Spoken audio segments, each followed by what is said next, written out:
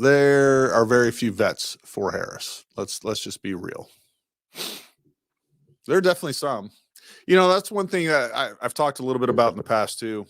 I was a little bit shocked. When I was in the infantry, when I was at the 101st, like everybody was Republican, right? I don't care who everybody in the battalion, everybody was Republican. And when I got to SF, it was kind of weird because like even on my team, strangely enough, this is during the election. This is where this kind of first came up. We were actually in Iraq in 2008.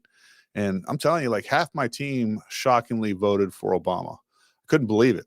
And we ended up getting into a lot of political discussions, debates, all in good fun, nothing crazy, nothing like we're coming to blows over or anything like that. But it was pretty crazy to me how many more Democrats you definitely see in the ranks of special operations than you would, I would generally say, in like the regular combat arms. I'm sure that has completely changed now. I think that whole demographic has been changed dramatically since I got out in 2012. I want to know the secret Trump talked about at MSG with Matt Gaetz. I didn't see that. This is like the third time I've heard this referenced. I haven't, Sean, if you can back there, look that up, see if you can figure out what the supposed secret is or what she's even referencing to. Or AM, I know we talked a lot on email.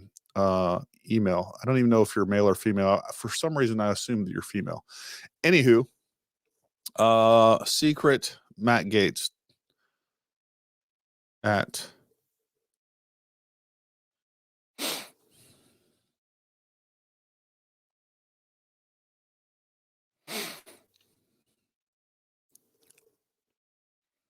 I don't know. I have him look that up a little bit. But yeah, I'm not sure what we going on. Oh God.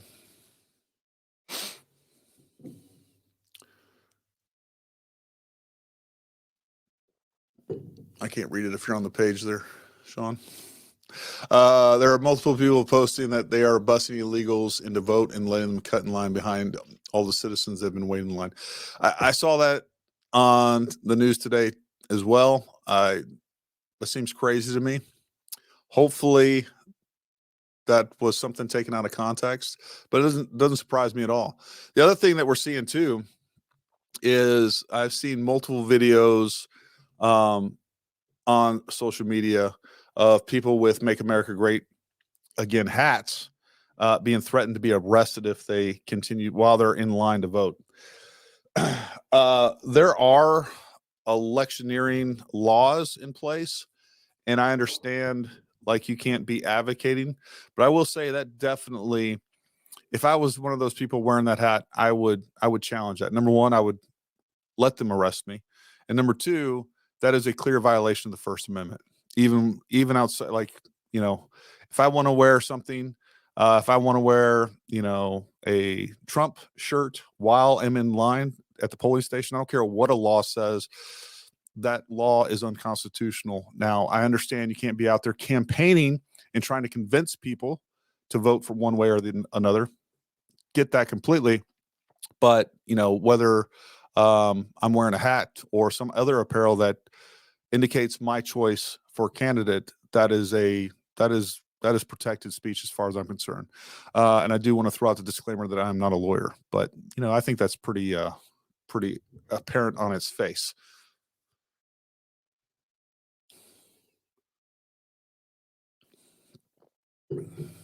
Throw up Nicodemus there. That's a good one. She didn't take the offer because she knew what she was doing. She's not as dumb as she looks.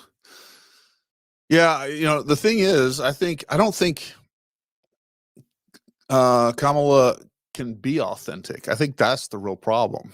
I don't think she could sit and talk to Joe. And that was another thing that apparently was being discussed, was him going somewhere else to her, which of course, if I was Joe Rogan, I would like, no, you're either coming here. I'm giving you the platform, the largest platform in the country, by the way, in the world. And, if you can't come here and sit with me by yourself in this room for a couple hours without staffers sitting all over the place, like they did with Brett Baer, pound sand, go somewhere else. And I think the other problem is, I think most of us realize that if we did get to know her on a personal level, I don't think that would increase her chances of winning an election.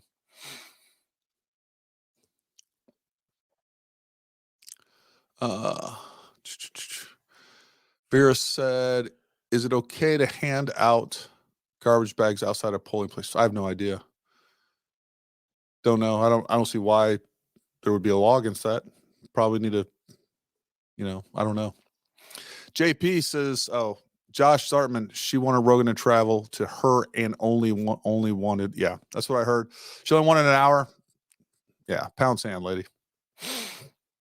How's the 6 Max load development going? I was just talking to somebody today in her shop. Went up there. I was supposed to be there for like 10 minutes and being stuck up there for like 2.5, 3 hours. And I was just talking to him about that. Folks, the more that I mess with 6 Max, the more that I love it. I'm going to end up doing a full review on the Sons of Liberty Gunworks broadsword, the rifle itself. I'll talk a little bit more about 6 Max, but here's what you need to know about 6 Max. And this is what's typically true of all the 6mm cartridges. I don't care if we're talking about 60 BR dash or whatever else. And I know this is not in that same category of cartridge, but the fact is that they've just been stupid easy to load. I've literally done nothing other than load to velocity that I wanted, and then seating depth, which is just the cartridge overall length of 2.3 inches, which is the mag. Excuse me. I'm basically just loading to mag length. So, and man, they've just shot perfectly out of that gun. So I think I've been excited about it. And the more I mess with it, I'm trying. I actually have a couple different loads over there with some different projectiles I'll be playing with. But so far, everything from 105 grain Hornady Boattail hollow point, the Hornady ELDXs. You guys saw that video. Man, it just shoots lights out. And one thing that I did notice in that video, or I didn't notice when I was shooting, but I did notice it in the video. I think when I was shooting, I was probably on like 8 power shooting at 700 yards. So I didn't see the impacts, but watching that video, man, all of those rounds are like in an inch group at 700 yards. And that was me shooting unsupported off of a barricade. So pretty impressive. The long range capabilities of that round, the reliability of that round, and so far how easy it is to load. And by the way, we do have commercial ammo in stock, both 90 grain ELDX and the 105 Boattail hollow points as well. So go check those out.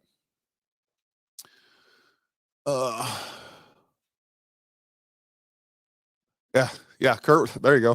Kurt was there. He was asking me what we're going to talk about tonight. See, Kurt? Yeah, I love that round. I really do. It's everything 5.56 should be, with just a lot more long range capability. I mean, it is, whether you're shooting on a short barrel, again, go watch Ray Helm's video. He's got some videos on that. He's shooting it out of a 10-inch. He's shooting at 700 yards.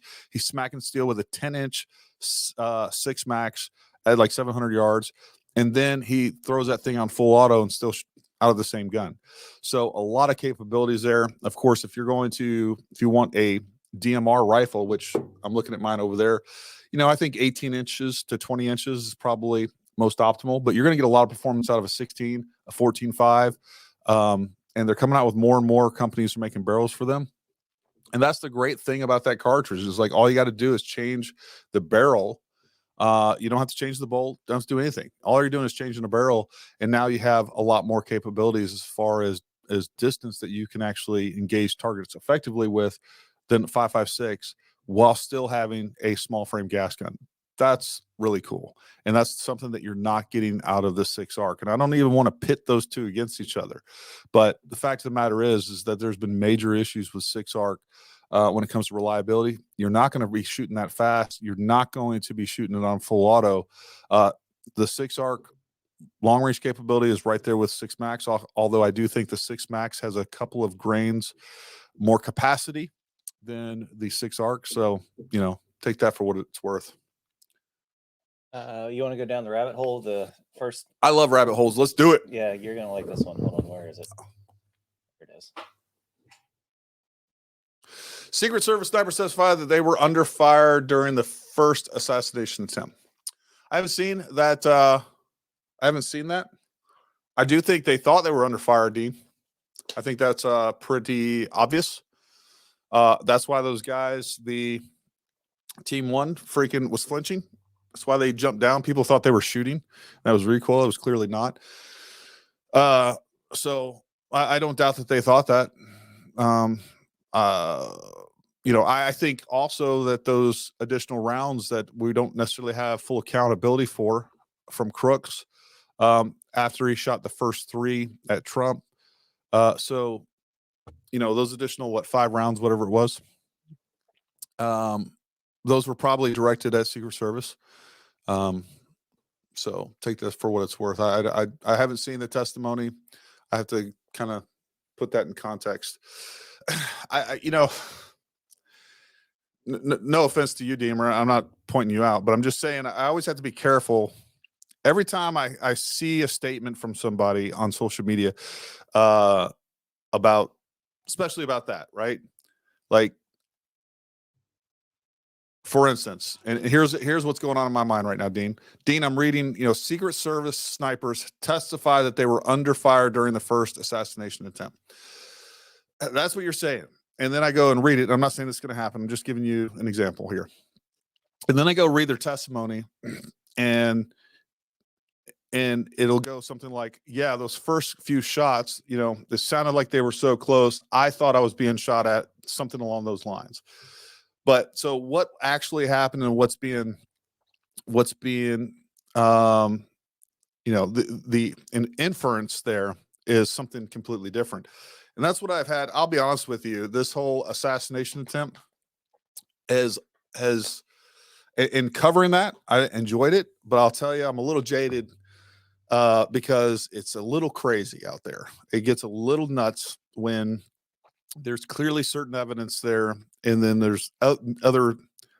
I'm not saying, there's evidence that is true. And then there's these other possibilities, but there's no evidence for those other possibilities. And the point is, you can't prove or disprove, but then people point to so many weird things that, is proof in their mind of other things. Look, I'm just going to leave it at that. I'm almost tired of talking about the Trump assassination. Yeah, I'll leave it at that.